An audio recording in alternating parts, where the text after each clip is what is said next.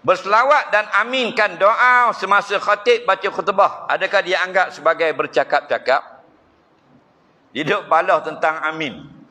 Tak, jangan balah. Belajar. Bila kita belajar, lapang dada. Oh, baru aku tahu. Oh. Tu. Nak. Nabi kata barang siapa yang berkata-kata ketika khatib membaca khutbah. Nampak? Jadi ulama mengatakan siapa yang berselawat. Katanya khatib, qala Rasulullah. Kita yang di bawahnya Allahumma salli ala Muhammad. Orang itu tidak berkata-kata. Faham? Orang itu berselawat. Faham?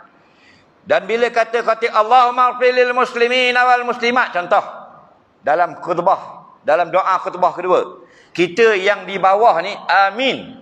Orang yang kata amin itu tidak berkata-kata. Yang dilarang berkata-kata itu bersama kita, berbual-bual. Apa khabar? Lama tak tengok. Oh, awak cocok berapa kali dah. Itu berkata-kata. Faham? Selawat bukan berkata-kata, bukan berbual, yang dilarang, yang dimaksud dalam hadis. Amin, kita doa dengan Allah. Faham? Imam dia pegang tongkat. Allahumma ighfir lil muslimin wal muslimat. Dia kata, kita ni amin.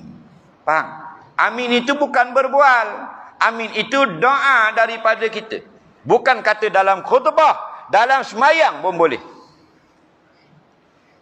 Imam baca, nampak ayat tentang syurga, kita pun kata Allahumma ja'alni minhum. Faham? Tengah semayang, tak batal semayang.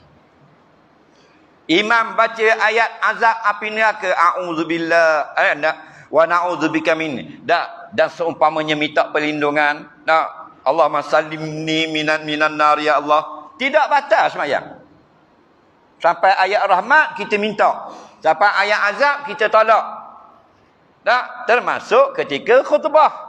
Faham? Amin bukan berbual. Yang dilarang kita, hey, diam. Ada orang bercakap, orang duduk khutbah, ada budak duduk bersembang. Kita ni, jangan cakap, diam. Itu dia panggil berkata-kata. Walaupun dia kata angsik, diam. Itu yang dilarang. Faham lagi? Amin bukan berkata-kata. Amin itu doa. Allahumma stajib lana. Imam kata, ya Allah berikan kami keampunan. Kita jawab di bawah, ya Allah perkenankan permintaan ini.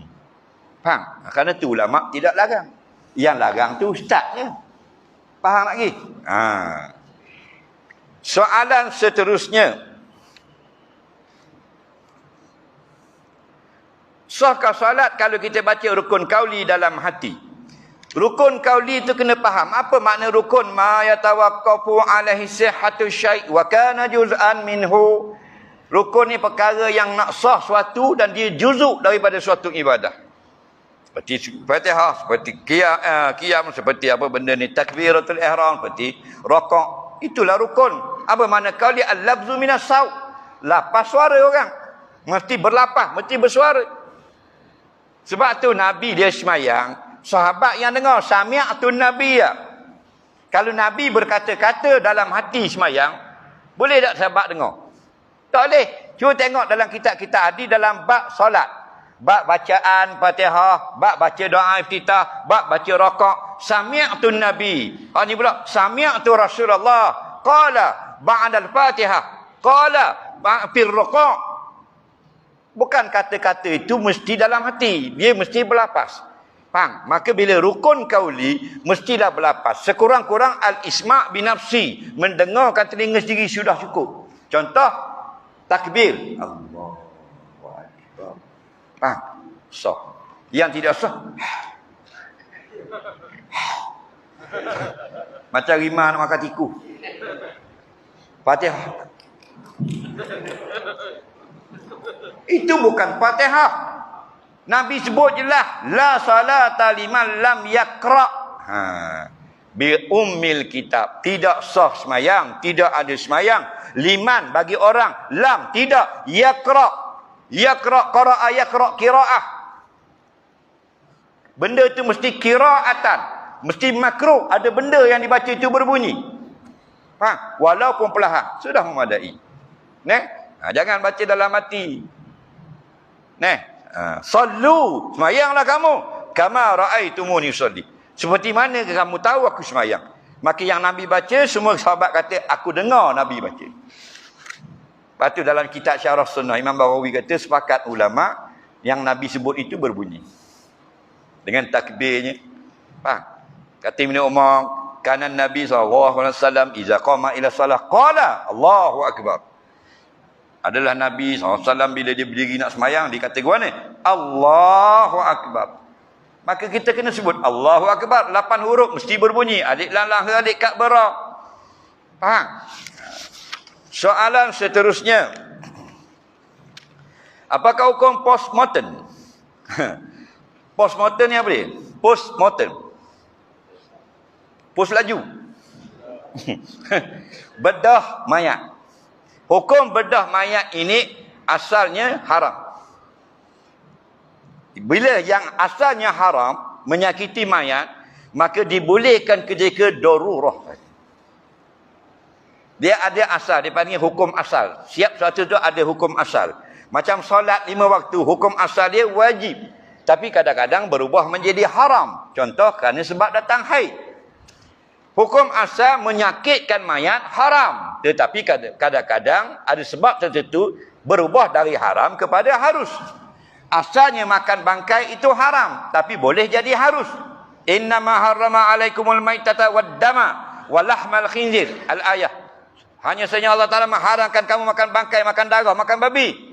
Tapi kalau ketika tidak ada pilihan nak menyelamatkan nyawa, faman ya'turra ghaira baghin wala adin fala isma alaih. Tidak ada pilihan nak selamatkan nyawa, tidak boleh berlebihan dan bukan sengaja, maka tidak berdosa. Asalnya berdosa kita sakitkan mayat. Ada sebab yang membolehkan.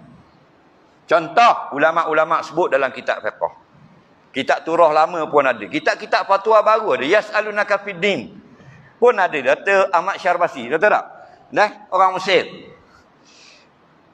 Ibu mati, anak dalam kandungan hidup lagi, maka boleh belah perutnya, menyelamatkan anak. Faham lagi?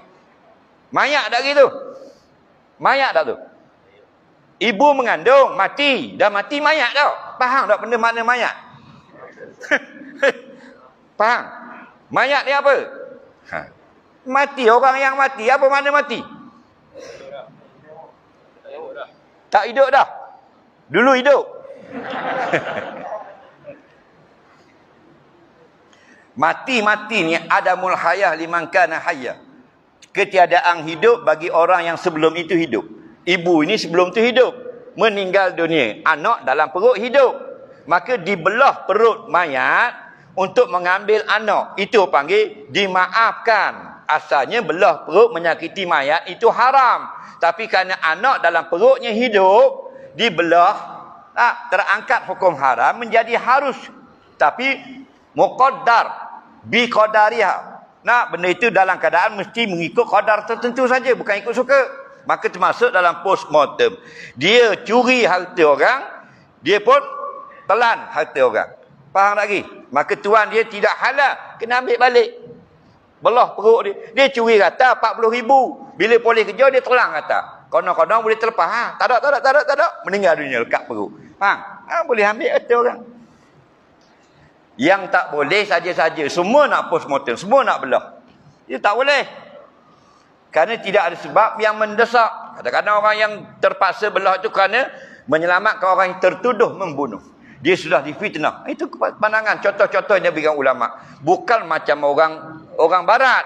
Orang barat semua benda ni nak belah. Nak terang-terang langgar dia lagi. Tung! Terang-terang jatuh bangunan. Tung! Nak belah juga. Nak tahu sebab apa mati. Sebab jatuh bangunan lah boleh. Faham lagi? Ada pun mati mengejut dan sebagainya, menyebabkan ada orang yang tertangkap, dituduh bunuh dan sebagainya. Itu lain. Faham? Jadi qada-qada, jangan berlebih-lebihan, tidak sewenang-wenang. Soalan seterusnya. Kita nak kukuhkan hafalan Al-Quran. Apa saja yang kamu hafal, ulang-ulangi. Kalau kita tak ulang, dia akan mudah hilang. Al-Quran ke, hadis ke, nahu ke, balaghah ke, sarah ke, tasrih ke, darabu 14 tahun dah tasrih, hilang. Faham lagi? Ulang. Dan yang paling kuat ingatan dengan menulis. Faham? Dengan menulis. Soalan seterusnya.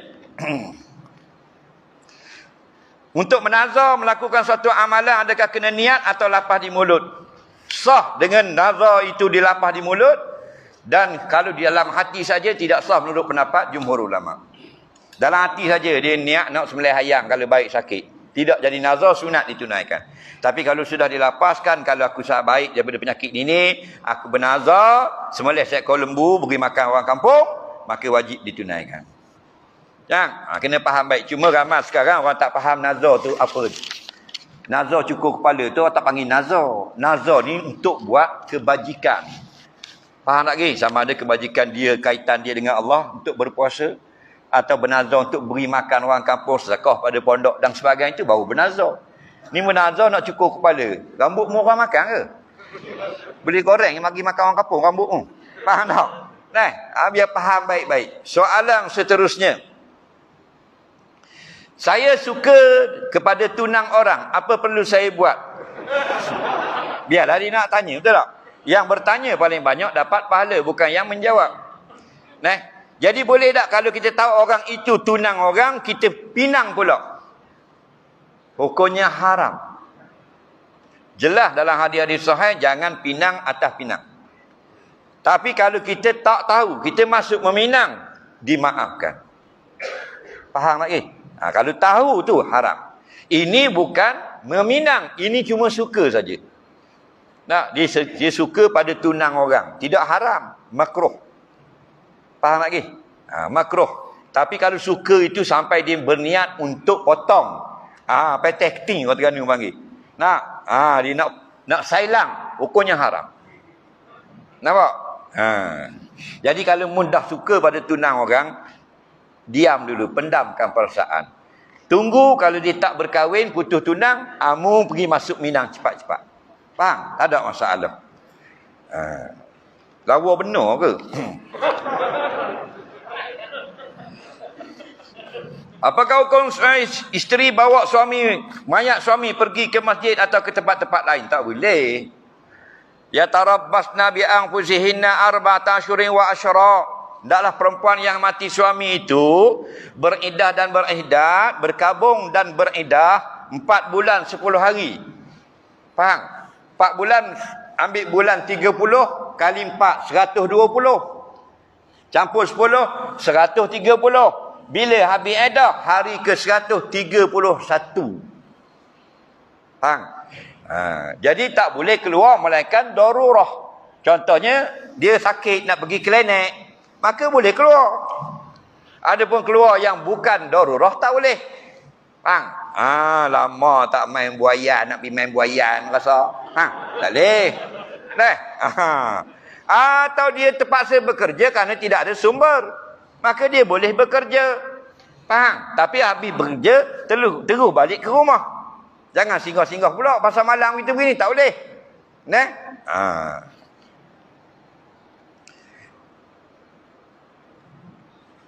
Soalan seterusnya.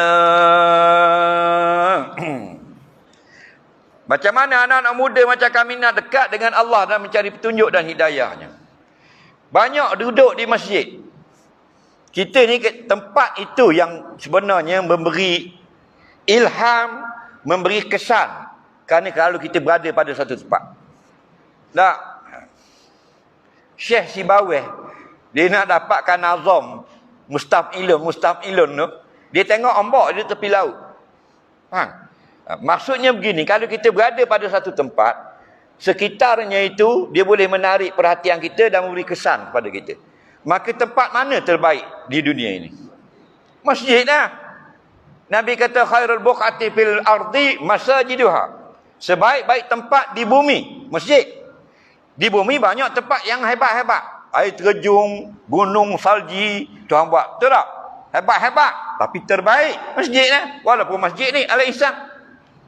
Bila sebut masjid terbaik, walaupun masjid itu sengit nak runtuh.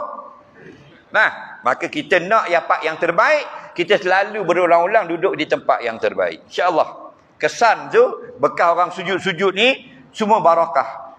Dia singgah pada kita tidak banyak sedikit. Faham lagi? Batu orang yang berkawan dengan orang jual minyak wangi, walaupun dia tak sentuh, dia balik, bini dia tegur. Wangi bang, gimana? Duduk kat kawan jual minyak wangi, padahal dia tak pegang pun. Ada juga efek. Faham? Tapi kalau kita duduk kat orang welding, kata. Kita tak welding, baju kita ada kat lubang-lubang. Faham lagi? Itulah contohnya. Tempat terbaik di bumi masjid. Mu nak jadi baik, pergi duduk tempat yang terbaik. InsyaAllah. Faham-faham lah tu. Soalan seterusnya.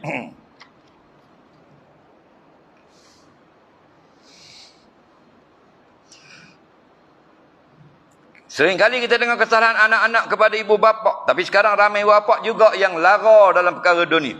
Adakah boleh dianggap kesalahan itu ibu bapa dalam mendidik anak dan sebagainya? Tidak kira siapa-siapa pun. Panduan kita ini turun Nabi datang turunnya kitab. Bukan untuk anak-anak. Untuk seluruh manusia. Sama ada manusia itu bernama berstatus ayah, berstatus ibu, berstatus isteri, berstatus suami, raja, rakyat, anak, cucu. Semuanya sama. Siapa yang membelakangkan zikrillah, maka kehidupannya itu kehidupan yang lara di dalam dunia. Itu saja. Jadi dalam kehidupan keluarga, kadang-kadang ayah, ibu bapa itu betul, anak yang salah. Kadang-kadang anak itu betul, ibu bapa yang salah. Kadang-kadang tidak ada salah, semuanya betul belaka. Dan ada satu keluarga, semuanya tak betul. Faham lagi? Anak kaki wayang, ayah kaki TikTok. Faham lagi? Faham? Nampak? Jadi kita ni tak kira siapa-siapa. Ad-dinu nasihat. Agama itu nasihat. Maka bila ayah kita salah, mak kita salah, tak mau pakai tudung, keluar rumah, kita nasihat kerana dia mak kita. Faham? Cuma bila kita menegur ibu bapa, kita kena ada adab. Wala tanharhuma, tak boleh tinggi suara. Nak bercakap kena kaulan layyina, kataan yang baik. Faham? Adapun kita tegur kawan kita lain. Kita tegur anak kita lain, kita boleh jerkah. Faham? Tapi kalau orang tua tak boleh. Kita nak tegur guru kita, nak tegur ustaz kita, nak tegur dekan kita, tak boleh tinggi suara. Faham? Kerana ada adab-adab tertentu. Faham? Tegur tetap tegur. Soalan seterusnya. Selalu kita dengar ujian yang dihadapi oleh seorang adalah kerana Allah mengangkat darjat orang beriman. Tapi kita selalu tewas dengan ujian itu. Dan rasa kecewa dan putus asa. Minta beri panduan macam mana nak menghadapi ujian. Dia ni, dunia ni tidak lepas daripada ujian. Tak akan lepas. Faham? Tidak akan lepas. Ni tempat kita diuji. Ujian itu kalau kepada orang yang Allah kasih, maka dia akan beri pahala dengan ujian itu. Dia ampunkan dosa. Nak melatih kita sifat sabar. Dan bila kita sabar, pahala kita sempurna di akhirat. Dalam Quran, dalam hadis disebut bala. Mindset orang Melayu ni yang silap. Sebab dia faham bala mana benda tak baik. Itu salah. Bala bukan benda tak baik. Bala makna ujian. Wa izibtala Ibrahim. Faham? Allah Ta'ala membalakan Ibrahim. Bukan makna membuat tak baik pada Nabi Ibrahim. Menguji. Faham? Nampak? Jadi kita dah nampak Allah buat benda yang tak baik bagi kita. Jadi kita pun jadi tak baik dengan Allah. Jadi su'uzan. Sedangkan Allah itu menguji kita. Menguji ni nak suruh jadi baik. Sebab tu kita dites oleh JPJ. Supaya jadi pemandu yang baik. Sebab tu kita dites oleh sekolah. Supaya jadi murid yang berjaya. Adakah boleh kita marah? Mana boleh periksa? Tumbuk orang periksa-periksa. Faham? Tak boleh. Mesti diperiksa dulu. Kena buat ujian. Sekolah. UPSR, PMA. Di kolej, diploma, ada master, ada degree. Faham? Itu semua tu ujian. Untuk makin tinggi, makin tinggi, makin tinggi, makin tinggi. Cuma bila maknanya ujian itu kena, bila kataan balak itu kepada musuhnya, itu mana azab. Itu saja. Cuma bila diazabkan orang yang musuh-musuh Allah, maka turut sama kita yang bukan musuh Allah, terkena tempiasnya. Sebab tu 200,000 mati tsunami di Aceh. Bukan semuanya orang berjudi. Ramai yang kaki semayang. Tok Imam pun menghanyut juga. Dalam tu ada orang minum arak dan sebagainya. Kenapa? Kerana mati itu sekali dengan ramai-ramai. Sama ada yang am, yang khas. Yang khas makna pelaku maksiat. Yang am maknanya orang yang tak terlibat dengan maksiat. Cuma akhirat yub'asu ala niyatihim. Allah akan bangunkan mereka ikut niat. Hak mana yang betul, yang baik, yang beriman, syukur dah.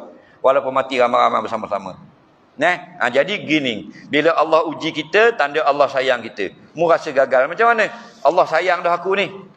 Faham? Ini semua ni kita diuji malam ni. Mari gedak masjid. Allah uji. Kereta ada. Mari gedak. Mari. Lulu ujian. Faham? Bini kita tu ujian. Anak ujian. Faham? Tu rumah lawa-lawa kita tengok tu ujian. Tu Allah nak uji. Kalau mu dapat, bukan makna mu gagal ujian. Mu dapat rumah tu harga 500 juta. Mu bersyukur pada Allah. Lulu ujian. Inna ja'alna ma fil ardi zinatan laha linabluwahum ayyuhum ahsanu amala.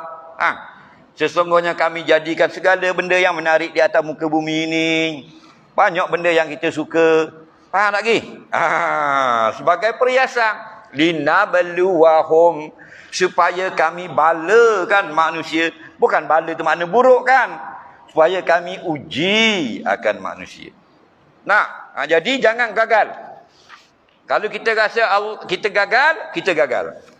Dalam hadis kursi Allah berfirman, ana inda dhanni abdi bi. Aku mengikut sangkaan hamba-Ku bagiku. Faham? Dia sangka aku tak baik baginya, aku buat benda yang tak baik. Dia sangka aku mengampunkan dia, aku mengampunkan dia. Faham? Soalan seterusnya. Macam mana kalau kita solat tapi masih melakukan dosa maksiat? Jawabnya berhenti. Berhenti apa? Berhenti maksiat. Jangan berhenti solat. Faham? Kita buat dua. Satu, solat. Yang kedua, maksiat. Faham lagi? Berhenti satu. Jangan berhenti solat. Berhenti maksiat.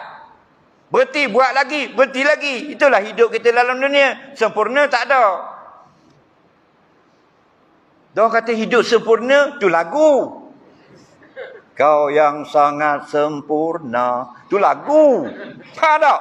Dunia mana boleh? Yang cerita lagu 3 kali menang lagu anugerah lagu cinta terbaik. Dia sendiri 4 kali bercerai. Hakikinya dunia ni dani'. Benda yang tidak sempurna, nakis. Kita tak akan dapat kesempurnaan. Okey? Kodok gitulah. Duk main gitu. Pas sakit molek pula. Pas molek sakit pula. Hari tu laku kedal. Ni tak apa nak laku dah. Hari tu tak ada orang main kedal. Ni siapa tak nak bilang pitih. Begitulah kitarannya. Nak sempurna, no. Fariqum fil jannah. Ini satu golongan ke syurga. Itu perfect. Atas dunia, siapa dapat bini sempurna? Dia kat tangan. Siapa sini? Bini dia sempurna. Ada? Tak ada. Nuh akhirat. Azwajum mutahharah. Faham? Baru isteri yang sempurna. Apa mana azwajum mutahharah? Isteri kita di syurga. Tak ada tai hidung. Tak keluar inguh. Tak keluar rohak. Tak keluar ilio. Tak keluar benda lagi. Tak keluar haid. Tak keluar nifah. Tidak ada istihadah. Tak kecing. Tidak berak. Tidak ketuk. Faham? Keluar peluh saja. Itu pun yafuhu miskan. Mengeluarkan bau kasturi.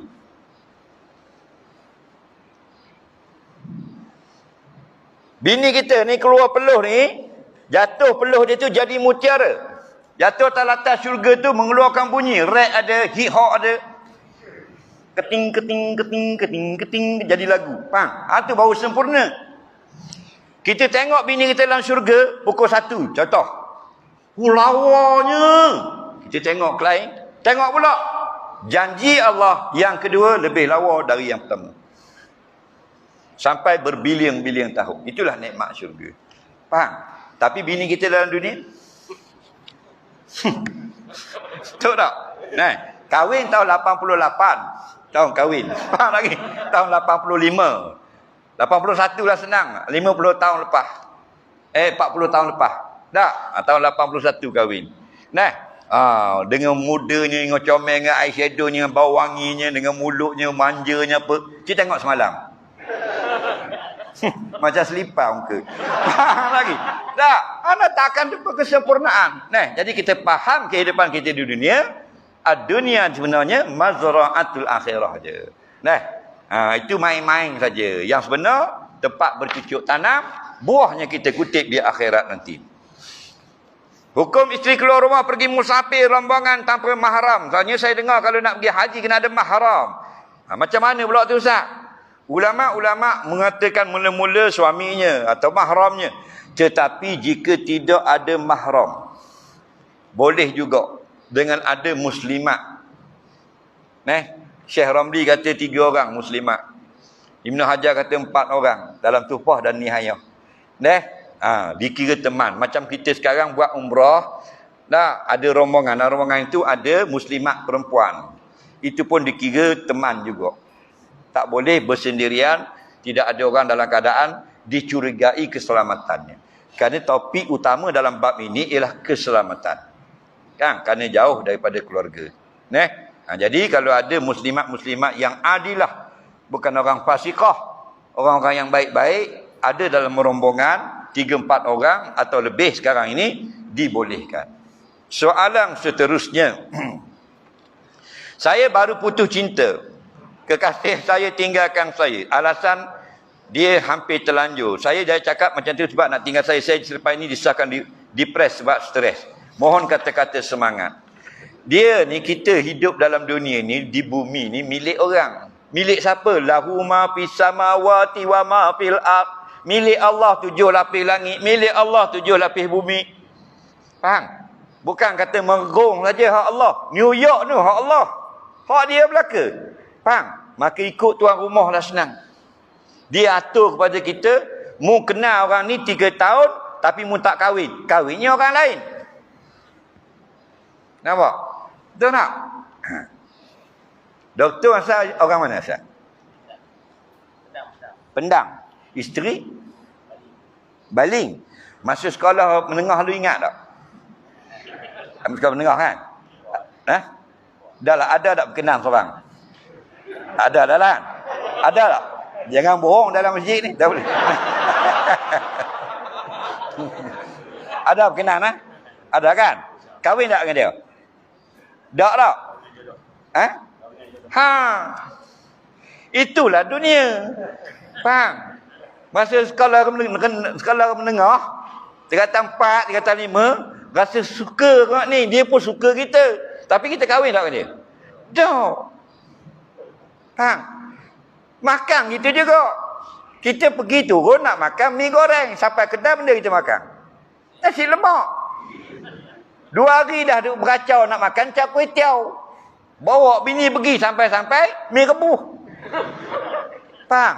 Kita hanya berkehendak. Allah yang menentukan apa yang berlaku. Masya Allah kana wa ma lam yasya' lam yakun. Apa Allah nak, itulah yang berlaku. Allah tak nak, tak akan berlaku. Walaupun semua sepakat nak. Jadi bila kita jelas lagu tu dalam akidah kita, tenang kita. Bila putus cinta, ramai lagi perempuan. Faham lagi? Ni kadang-kadang sampai nak terjun bangunan. Kenapa? Awek dia tak jawab WhatsApp. Faham lagi? Nak terjun bunuh diri. Nak terjun tu sungai Korok. Faham lagi? Nak terjun. Awak nak terjun. Ya, girlfriend tak jawab telefon. Jadi kita tunggu nak tengok girlfriend lagu mana. Macam nak cerita Titanic ke lagu mana. Sebab sampai ni nak ambil nyawa punya pasal. Tengok hitam kan. Tak. Itulah manusia. Faham? Jangan.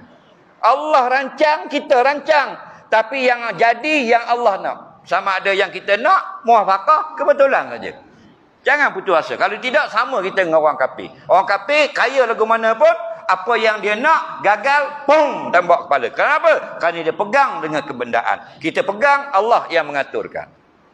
Apa man kana mu'minan kaman kana fasiqa la yastawun. Jangan tengok ma'arif di sukun aja. Tak sama kita orang beriman dengan orang kafir. Tak. Putus hak ni 50 lagi ada. Nak, bunga bukan sekuntum.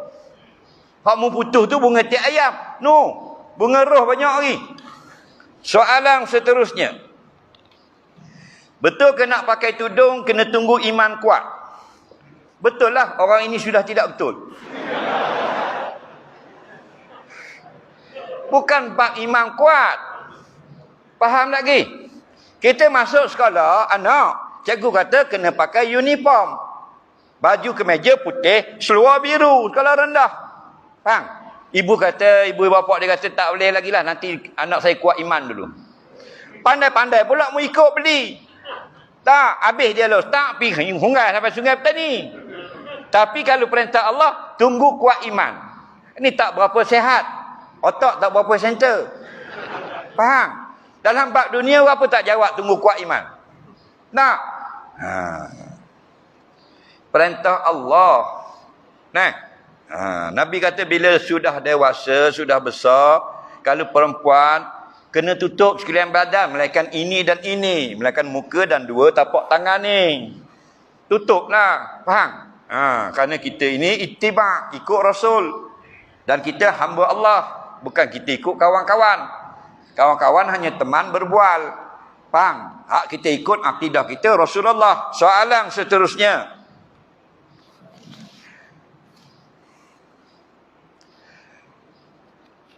Kita selalu ulang-ulang dosa, adakah Allah sudi mengampun kita? Ya, Allah sentiasa sudi memberikan ampunan sampai kita tidak mahu lagi minta ampun.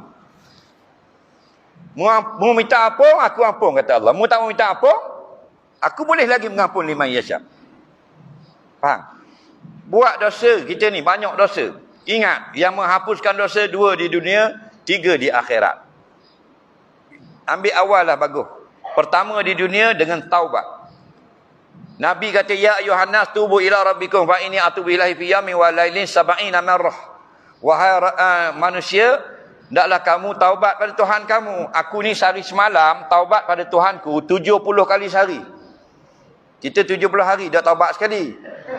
Lagi 70 kali sehari. Wa fi riwayatin mi'ata marrah, 100 kali. Nampak? Yang kedua, innal hasanat yudhibna sayyiat. Banyak laku amal soleh, insya-Allah terhapus perkara-perkara yang buruk yang kamu telah lakukan. Lepas tu banyak mari masjid, semayang, kuliah dan sebagainya. Untung kita. Apa? Hapus dosa. Nampak? Kita mari nak semayang, nak mari kuliah pun ambil wuduk lah. Mau ambil wuduk adik? Ambil kat mana?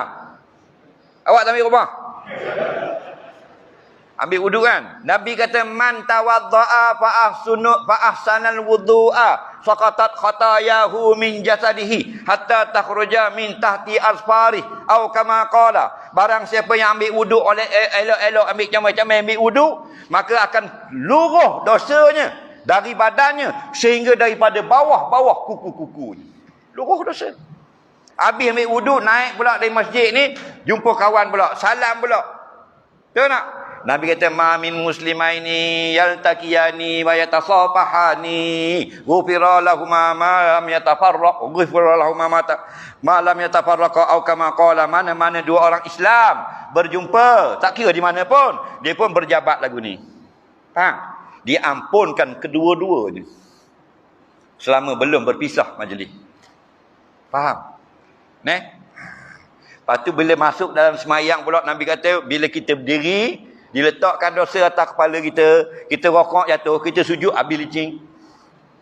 Bila imam kata amin, kita pun kata amin. Hapus pula dosa hak dulu-dulu. Mata tengok cerita keling, cerita Hindustan, cerita nampak pusat dan sebagainya. Hari tu tangan pegang awet. Faham lagi? Nabi kata, fa iza amanat imamu fa aminu. Bila imam kata amin, maka kamu amin. Fa inna man wafaqa ta'minuhu ta'minal malaikah ghufira lahu ma taqaddama min zambi atau kama qala. Kalau imam kata amin, kamu kata ramai-ramai amin, maka barang siapa yang kata aminnya sama dengan malaikat, amin malaikat sama dengan amin imam, diampunkan, dihapuskan dosa-dosa yang telah lepas. Nampak? Banyaknya tu, mari. Ni dak orang duk mengajar sampai pedih tekak-tekak dia duk tengok drama. Drama tu bohong. Bohong ke betul? Quran betul, hadis betul, ulama betul, drama tipu. Tak baik kata tipu gitu Ustaz. Tak baik warna ditulis situ. Habis drama ini hanya rekaan semata-mata. Tiada kena mengena dengan yang hidup atau telah mati. Ada tulis tak? Ada. Pasal dia tulis bahasa KL, hampa tak terasa. Cuba tulis bahasa utara. Drama ini bohong je, hampa semua bodoh. Faham? Tak? Memang awak tak tengok. Tak? Bukan salah nak tengok hiburan ni sekejap-sekejap. Sampai kita gadaikan dengan ilmu, jangan. Soalan sikit lagi.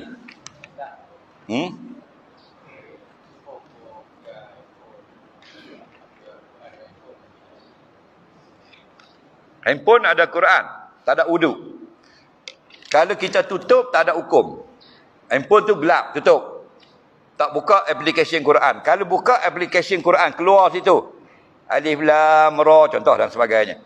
Maka ulama, mutaakhirin ulama moden ada dua pendapat. Pendapat yang pertama, boleh pegang skrin, jangan pegang ayat Quran. Pendapat yang kedua, boleh pegang ayat Quran kerana ia hukum bukan tulisan. Al-khuruju minal khilaf mustahab. Keluar pada khilaf itu sunat. Maka kita ambil pendapat, masa buka skrin nampak ayat Quran, kita tak ada wudu, kita hanya pegang tepi saja skrin, jangan tentuh pada ayat. Itu yang terbaik. Okey. Soalan seterusnya. Boleh tak kalau kita ada duit haram, lepas tu kita guna buat motor? Duit haram jangan guna. Melainkan kita tidak, melainkan duit itu, haram itu maksudnya kita, dosa kita dengan Allah. Dia pendapatan yang haram, duit yang haram ni dua. Satu, harta yang orang punya. Contoh dia merokok, menyamung, menipu dan sebagainya. Itu tak boleh belanja, itu kena pulang balik. Faham lagi? Yang kedua ni, yang ada ulama kata boleh kita belanja ni, setelah kita bertaubat, yang kita dosa dengan Allah. Contohnya sebelum dia bertaubat, dia kerja penari tiang. Faham lagi? Penari tiang. Penari tiang, perempuan menari kat tiang tu, laki-laki tengok. Bukan pakai telekung. Faham lagi? Pakai spender. Jadi dapat gaji 2,000 sebulan. Itu pendapatan yang haram. Dia sudah bertaubat sekarang. Sebahagian ulama mengatakan dia boleh makan. Faham lagi? Tapi jangan salah faham yang kita tipu orang curi motor apa semua tu. Oh tu duit haram itu tak boleh belanja. Kena cari balik tuan atau balik.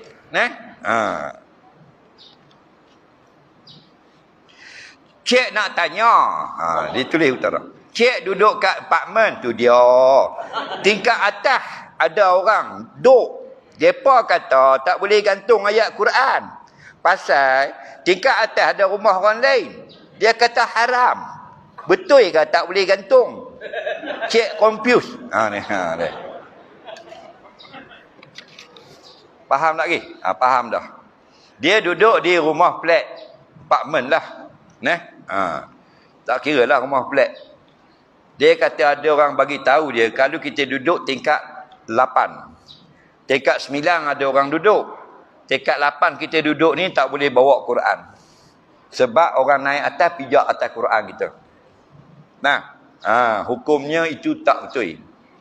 Nampak? Kerana yang disebut oleh ulama, yang tak bolehnya ialah pada tingkat yang sama. Quran duduk atas lantai, kita lalu ke atas. Kalau tingkat lain, dia hukum bumi yang lain. Jangan pandai-pandai nak buat hukum. Faham? Lepas tu, kalau ada 9 tingkat flat, kalau tak boleh duduk bawah Quran, jadi orang tingkat 9 ya dah boleh baca Quran. Faham? Yang tingkat 1 sampai 8 kena simpan atas taki ayam. Faham? Ini semua mengarut.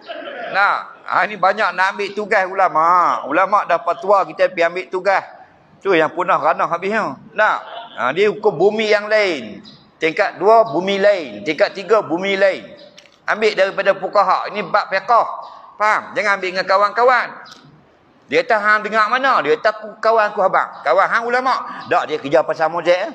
Tak. Ini masalah. Soalan seterusnya.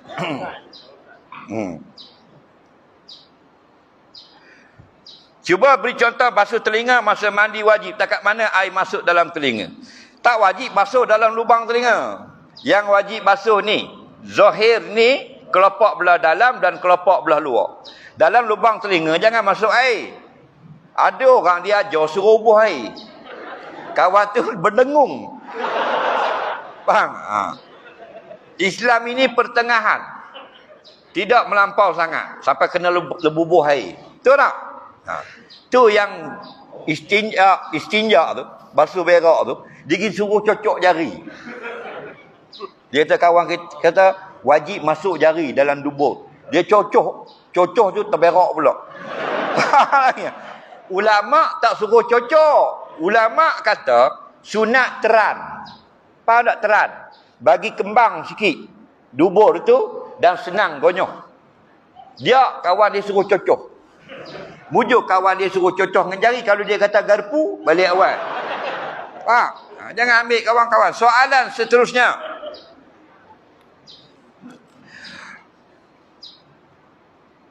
Saya setiap kali niat mandi wajib, saya tak boleh nak fokus. Apa yang saya niat hati. Adakah mandi wajib saya sah? Senang saja. Faham? Sebab tu dengar betul-betul. Air ni, air. Mandi wajib. Air. Mu mandi wajib, air atas ke air bawah? Air atas. Pada ada orang air bawah. Tapi air bawah pun naik atas ke? Faham tak? Takkan ambil bawah jiru ke bawah. Faham lagi? Orang jiru ke atas. Jadi bila kena air, dalam hati aku mandi yang fardu. Aku mandi yang wajib. Cukup dah. Ulama dalam kitab fiqh tu dia buat misal. Bukan mesti lagu tu. Sebab tu dia kata nahwu, seperti, seumpama. Dan bermula niat mandi hadas itu seperti berkata. Seperti itu kaf tu tamsil. Buat misal. Faham lagi? Bukan nak serentak. Kita duk faham air dengan niat serentak. Tu yang bubuh air saja. Nampak tak? Air kena dulu, niat masuk ke dia. Allah. Faham? Letih Bagi kena dulu air. Ceng. Buka air. Kena dah air. Aku mandi yang wajib. Senang aja. Lepas tu sambung. Tak payah niat dah. Faham? Bukan nak serentak. Saja. Lepas tu syaitan masuk. Syekh, ayak dulu. Syekh, niat dulu. Tu yang 3 jam mandi junub. Mandi comel dah sampai nak basuh pungkok, syaitan main. Niat dulu ke kena ayak dulu? Alamak, basuh semula. 3 jam mandi junub. Duduk rumah seorang tak apa dah. Tak menyusah kat orang. Kalau tumpang rumah mertua, 6:30 pagi tak habis pergi mandi, mertua pun junub juga. Soalan seterusnya. Allah. Apakah hukum payudara saya kecil? Suami saya suruh pakai produk untuk besarkannya. Adakah tidak dikira mengubah ciptaan Allah?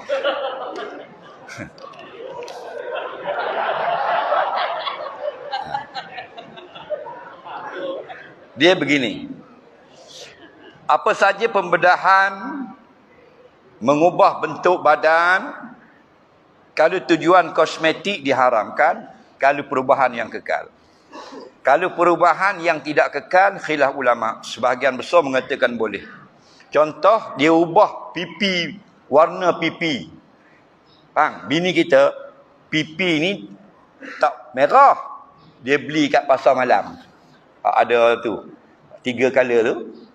Dia buat cak, merah. Betul tak? Asal merah tak? Tak, jadi merah. Kekal tak? Tak kekal. Harus. Lagi mandi, balik color asal. Faham lagi? Muka bini gelap, tapi dia beli bedak tapluk, bedak sejuk. Dia pusing pasu, letak butir ayak, dia gonyong. Pakal. Mak bini laki tengok, wow, putihnya. Faham? Ubah tak muka dia? Daripada gelap jadi putih, ubah. Tapi kekal tak? Lagi mandi hilang. Itu setengah ulama kata harus. Ada pun yang kekal itu yang diharamkan. Seperti pembedahan plastik pada badan dan sebagainya. Baby tu lahir, bibir ni rabik. Rabik, faham tak rabik? Koyok sini. Lalu buat pembedahan plastik, sambung. Ulama kata boleh. Masuk dalam perintah umum, tadawau. Berubatlah kamu. Guna benda yang sama, hospital yang sama, plastik. Nah, itu berubat, itu bukan kosmetik. Bibir bini molek dah, nak buat lagi dekat bedah lagi biar lagi tercongak aku tu. Faham lagi? Nak bagi seksi lagi. Haram. Itu bukan berubat, itu kan kamu sakit. Itu nak tambah lawa lagi, buat perubahan. Haram. Ni dia tanya payudara. Kalau berubat harus, contoh bawa motor nak balik Sungai Petani. Tak beli lagi kereta, tak cukup duit. Faham? Beri pula tak ada lah ni. Selisih dengan lori sikit, terbalik motor. Jadi buat payudara bini tu masuk dalam spoket. Contoh dah. Jadi rabak habis ni. Contoh. Jangan duk gelak. Rabak separuh tak ada. Buat pergi di hospital buat pembedahan plastik. Pulihkan. Itu tak ada awal. Berubatlah kamu kata ulama. Itu berubat, perubatan. Itu diharuskan. Ini tak kecil ya. Daripada B cup nak jadi F cup. Lalas jadi Honda cup. Nak besar lagi pergi Australia. Kalau nak murah Bangkok 7,000. Asal kecil ya, kecil macam cawan ayak Zam-Zam. Balik pembedahan macam mangkuk ayak tebu. Pokoknya haram. Itu mengubah yang kena laknat. Al-mughayyirati khalqallah. Inilah maksud orang yang mengubah ciptaan Allah. Okey? Sikit lagi. 9.30 dah. Ni soalan terakhir lah. Ada baki lebih kurang daripada 40 soalan lagi. Doktor tolong jawab doktor kita dia kuliah tetap di sini. Apakah hukum melewatkan majlis ilmu selepas solat maghrib hingga setengah jam, kemudian semayang isyak ke apa? Majlis ilmu itu rugilah 15 minit. Itu atas hal dia lah. Kita macam ni, kalau kita tahu dah penceramah itu datang lambat, kita berwirid, kita berzikir. Kalau penceramah itu sudah datang awal, kita pendekkan. Rasulullah tengah semayang, biasa semayang dia panjang macam biasa, tapi hari itu budak menangis. Bila budak menangis, dia pun terus jadi pendek. Kerana nak berderah. Kerana tujuan tu ada, jadi tengok-tengok keadaan. Tengok-tengok keadaan itu. Dan soalan yang terakhir pada malam ini, mana tu? Tadi nampak bab-bab ni. Apakah hukum membela burung? Qada semayang dulu sebelum semayang jemaah. Kita semayang jemaah dulu baru semayang qada. Ikut suka. Kita ada satu hutang semayang zuhur, belum lagi tunai yang kemarin punya. Contoh, hari ini kita nak qada semayang zuhur. Waktu pukul apa? Sekarang baru masuk waktu zuhur. Nak semayang fardu dulu boleh, qada dulu boleh. Yang tak boleh pilihnya begini. Waktu zuhur tinggal sikit lagi. Kalau kita semayang qada dulu, semayang yang tunai pun akan jadi qada. Maka tak boleh pilih, kena semayang yang tunai dulu. Nampak? Apakah hukum bela burung? Dia begini. Burung ini boleh bela. Maksudnya, kalau kita bela binatang, kita kena ingat, dia akan jadi macam bini kita. Ramai orang tak faham. Bini kita ni, bila kita kahwin, wajib tak beri nafkah? Wajib tak? Binatang pun wajib tak? Kita pergi jalan tengok pasar malam, lawa anak ayam, dia buat kala-kala lagu ni. Berkenan beli 3 ekor, RM3. Sampai di rumah, wajib nafkah. Jadi milik kita wajib letak tempat yang sesuai, jangan letaklah longkang. Wajib kena bagi makan, wajib kena bagi minum, wajib tak bagi berdosa. Jangan main-main, wajib nafkah.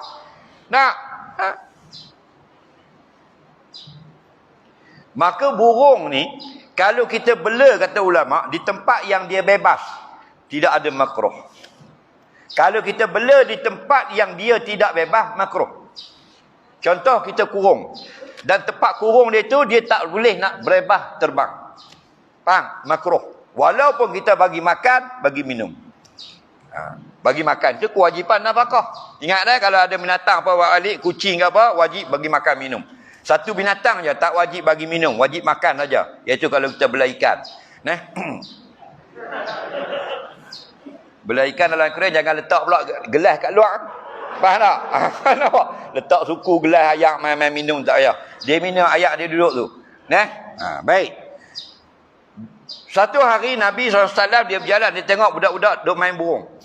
Burung tu, anak burung jatuh. Baru belajar terbang jatuh, dia pekuk. Pekuk ambil main. Mu pegang sekejap, aku sekejap. Mu sekejap, aku sekejap. Nabi kata lepas lah, bagi dia terbang.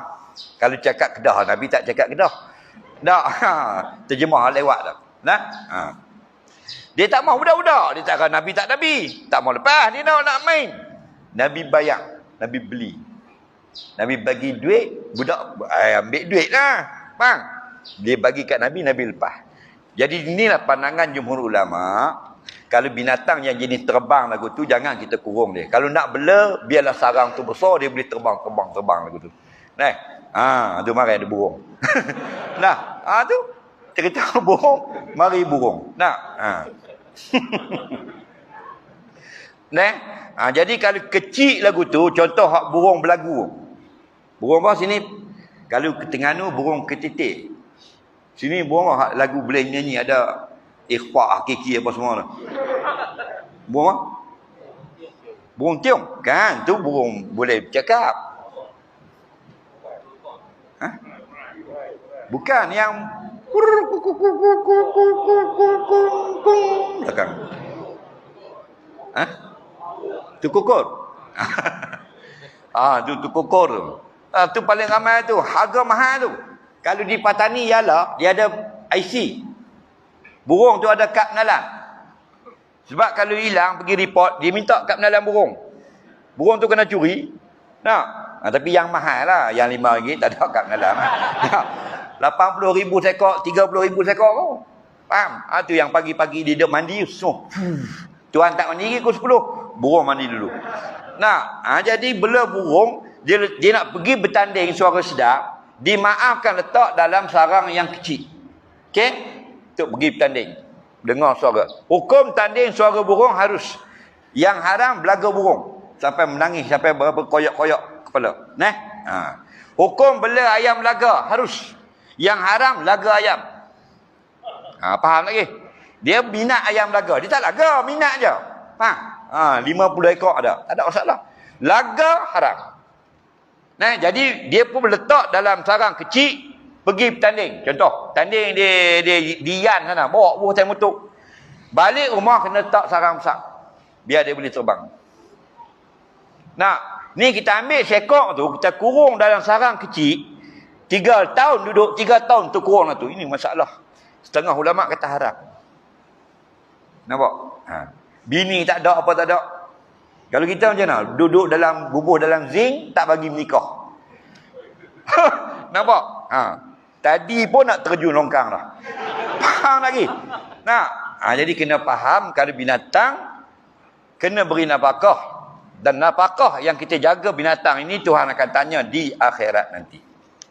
Mudah-mudahan, kalau tidak banyak, sedikit pun kita dapat manfaat daripada majlis yang telah kita adakan tadi. Jumlah kutipan sumbangan tadi RM6,700. Alhamdulillah. Pihak masjid hanya mampu mengucapkan jutaan terima kasih. Allah sajalah yang akan membalas sumbangan tuan-tuan dengan balasan yang sempurna di akhirat nanti. Semoga dipertemukan pada kali yang lain. Terima kasih kepada semua yang sudah berpenat lelah untuk menjayakan program kita pada malam ini. Allah manfa'na bima 'allamtana, alimna bima yanfa'una, rabbana zidna 'ilma. Rabbana atina fid dunya hasanah wa fil akhirati hasanah wa qina adzabannar. Wa sallallahu sayyidina Muhammadin wa ala alihi wa sahbihi wasallam. Walhamdulillahi rabbil alamin. Assalamualaikum warahmatullahi wabarakatuh. Waalaikumsalam warahmatullahi wabarakatuh.